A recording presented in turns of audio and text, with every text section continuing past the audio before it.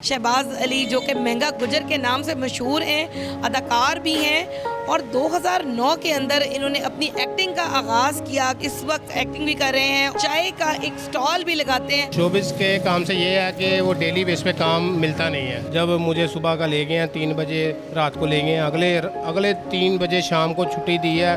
तो जब पैसों की बारी है तो वो कहता है उससे लेने हैं तो आपको भेज देंगे, ऐसे करेंगे। तो मैं तो 2 साल बगैर पैसों के काम करता रहा हूँ। आए तो महीने में 4-4 दफ़ा आ जाता है, ना आए तो महीने में 1 दफ़ा भी नहीं आता। उनसे बेहतर ये है कि बड़े बड़े एक्टरों के जूठे खाने से और उनका सिगरेट पानी लाने से बेहतर है अपना बंदा साइड बिजनेस करे और चौधरियों की तरह ज़िंदगी गुजारे। कैसी खुशी लेके आया, चांद ड्रामे में काम किया, असलम का गाँव किया। ये हाल ही में मूवी आ रही ईद पे लगेगी गवाह रहना, उसमें काम किया। अली जफ़र की मूवी तीफ़ा एंड ट्रबल, उसमें काम किया। इसके अलावा मैं आजकल 24 पे कर रहा हूँ हैज़ अ फवाद चौधरी। अस्सलाम वालेकुम नाज़रीन, टुडे डिजिटल के साथ मैं हूं आपकी मेज़बान आमना उस्मान। नाज़रीन, एक बहुत ही मोटिवेशनल स्टोरी आज मेरे साथ। शहबाज अली जो कि महंगा गुजर के नाम से मशहूर हैं, अदाकार भी हैं और 2009 के अंदर इन्होंने अपनी एक्टिंग का आगाज़ किया, कमर्शियल्स भी किए, लतादार ड्रामों में इन्होंने काम किया। हम सब उम्मीद से इन्होंने अपने करियर का आगाज़ किया था। बड़ी मुश्किलात भी आई, इस वक्त साथ ही साथ एक्टिंग भी कर रहे हैं और चाय का एक स्टॉल भी लगाते हैं। उन्होंने मेहनत में कभी हार नहीं समझी। मेरे साथ इस वक्त मौजूद हैं, बात करते हैं और जानते हैं कि कहाँ एक्टिंग और कहाँ चाय का स्टॉल। जी शहबाज, कहाँ चाय का स्टॉल और कहाँ एक्टिंग, ये दो चीज़ें कुछ आपस में मेल नहीं खाती, ये दोनों इकट्ठे कैसे शुरू करनी? बस ये मजबूरी है तो फिर शुरू करना पड़ता है। आपको पता है कि घर का किचन भी तो चलाना है। शोबिस के काम से ये है कि वो डेली बेस पे काम मिलता नहीं है। आए तो महीने में 4-4 दफ़ा आ जाता है, ना आए तो महीने में 1 दफ़ा भी नहीं आता। ऐसा होता है आपके साथ? जी ऐसा होता है, अक्सर ऐसा होता है। तो उनसे बेहतर ये है कि बड़े बड़े एक्टरों के जूठे खाने से और उनका सिगरेट पानी लाने से बेहतर है अपना बंदा साइड बिजनेस करे और चौधरियों की तरह ज़िंदगी गुजारे। बहुत अच्छी बात आपने की है। अच्छा, मुझे ये बताएं कि आपने अपने करियर का आगाज़ 2009 में शुरू किया और हम सब उम्मीद से हैं। जी ऐसे ही है, 2009 में या 8 में शुरू किया। हम सब उम्मीद से नया आया था तो तब से मैंने स्टार्ट किया। उसके बाद मैंने काफ़ी मुश्किलात आई, मुझे काफ़ी कमर्शियल वगैरह में काम किया। उसके बाद कैसी खुशी लेके आया, चांद ड्रामे में काम किया, असलम का गाँव किया। ये हाल ही में मूवी आ रही ईद पे लगेगी गवाह रहना, उसमें काम किया। उसमें काफ़ी अच्छा सीन है मेरा। और इसके अलावा अली जफ़र की मूवी तीफ़ा एंड ट्रबल, उसमें काम किया। तीफ़ा एंड ट्रबल में उसमें आपका क्या किरदार? उसमें मेरा किरदार था कि मैं मजदूर हूँ। स्टार्ट में फिल्म वो पंजाबी च कहते हैं नंबरा जी मैंने मार देंगे ने, तो शुरू में ही मुझे वो मार देते हैं, तो वहीं मेरी कहानी ख़त्म हो जाती है। हाँ जी।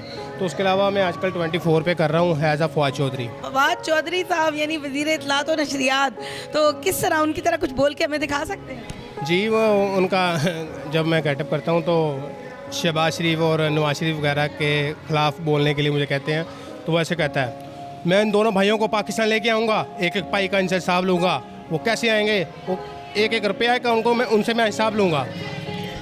अच्छा, शहबाज शरीफ साहब की नकल भी उतारते हैं आप? जी शहबाज शरीफ साहब की। वो कैसे उतारते? क्या बात करते हैं आप, क्या बात करते हैं? अगर मैंने सरदारी को लाहौर की सड़कों पे ना घसीटा तो मेरा नाम शहबाज। माइक भी हटा दिया भाई इन्होंने जोश और जज्बात में। और किस किस की नकल उतार सकते हैं? और मैं गब्बर सिंह की उतार सकता हूँ।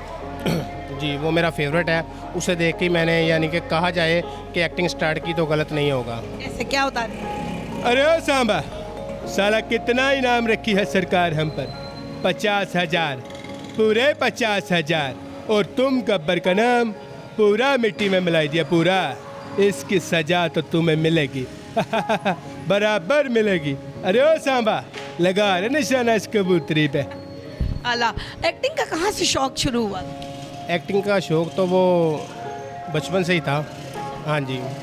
तो आपको बताया कि लाहौर के ही रहने वाले हैं? जी लाहौर के रहने वाला हूँ। ये अमजद खान मेरे फेवरेट हैं। उसके अलावा सुहेल अहमद साहब, ये बहुत मेरे फेवरेट हैं। इनको देख के ही मैंने सीखा सब कुछ।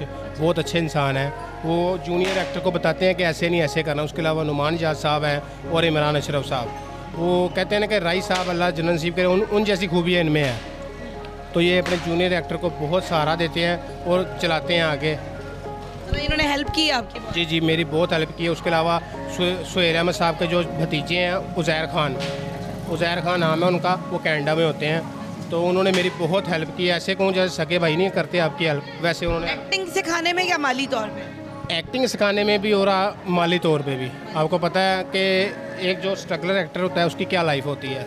बहुत मुसीबतें होती हैं, बहुत मुश्किलात होती हैं, तो हर लिहाज से कहा जाए ना, उस इंसान ने मेरी हेल्प की है। अच्छा, स्टार्ट में मुश्किलात भी आई होंगी जब आप एक्टिंग के लिए आए, लोगों का रवैया कैसा था, क्या मुश्किलात आई? लोगों का रवैया तो ऐसा था कि ਵੇਚ के निकल जाते सी मैनू साहब लगाए जी।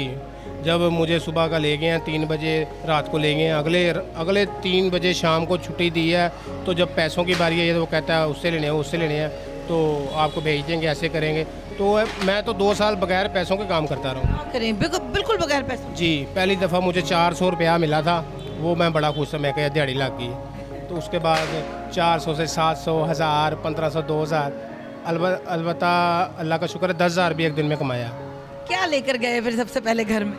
घर में मैंने माँ के लिए पैसे रखे थे, माँ जी को दिए थे, माँ जी ने मुझे बहुत दुआएं दी थी। 11 साल हो गए हैं तकरीबन आपको ड्रामा इंडस्ट्री में काम करते हुए।